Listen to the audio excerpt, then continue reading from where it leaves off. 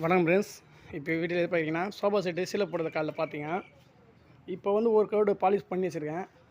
ஏதாவது ஒரு கோடு போட்டிருக்கேன். ஏன்னா இந்த குறு பீஸ்லாம் வந்து லைட்டாக கிரைன்ஸ் மாரி சும்மா போட சொல்லியிருக்காங்க.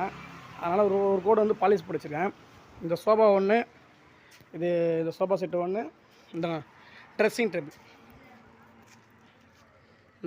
டேபிள் ஒன்று, இதெல்லாம் பாலிஷ் போட்டேன். முடிஞ்சு போச்சு. இதெல்லாம்